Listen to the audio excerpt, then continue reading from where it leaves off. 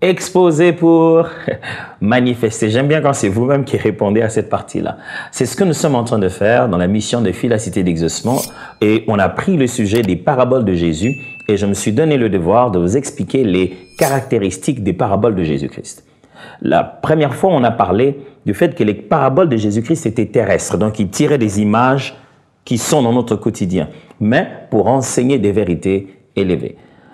Aujourd'hui, j'aimerais vous parler du fait que les paraboles de Jésus-Christ étaient concises. Il y avait de la concision, c'est-à-dire c'était tout petit, mais avec tout à l'intérieur. C'était compact. C'est-à-dire, il n'allait pas loin, il ne racontait pas de longues histoires de films de 2 heures. C'était très simple. Ces intrigues étaient très simples. Antagoniste, protagoniste, agoniste. L'histoire est très claire. 2, 3 personnes. Il y a quelqu'un qui souffre à cause de telle personne qu'il a. Les histoires de Jésus n'étaient pas trop complexes. Même quand il faut entrer en détail, il reste concis. Jésus ne fait pas des paraboles qui font 4, 5, 10 chapitres. Non, pas du tout. C'était très concis. Quand on veut partager la sagesse, on devrait trouver un moyen d'être concis pour que cette sagesse reste dans la tête de ceux qui sont en train d'apprendre.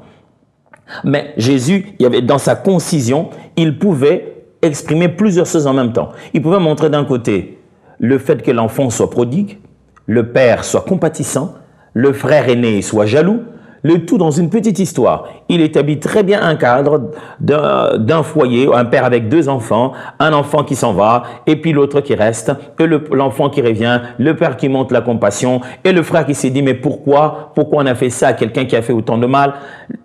Vous voyez, même maintenant, le fait que j'en parle sans même avoir besoin de lire le texte biblique démontre combien les paraboles de Jésus étaient très concis et étaient très faciles à mémoriser. La concision des paraboles de Jésus favorisait la mémorisation et l'enseignement à tout âge.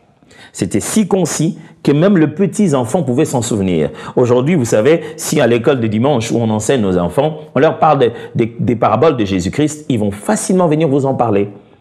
Plus facilement que la longue, belle prédication du pasteur qui nous enseigne à nous les adultes.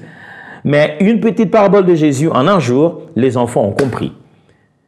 Et donc, la concision était dans les caractéristiques et la méthode même des paraboles de Jésus-Christ. Il fallait que ça soit court. Je vous donne un exemple, par exemple, dans Matthieu chapitre 21, versets 28 à 31. Vous trouvez que vous ensemble, un homme avait 2 fils, et s'adressant au premier, il dit, mon enfant va travailler aujourd'hui dans la vigne. C'était toujours très simple, les paraboles de Jésus. Alors je vous en supplie, si vous voulez expliquer la sagesse, apprenez à être concis. Dites tout en quelques mots, dites tout à l'intérieur et utilisez des images. Quand Dieu vous parle, il parle très peu, mais c'est profond pour toute la vie. Dieu vous bénisse.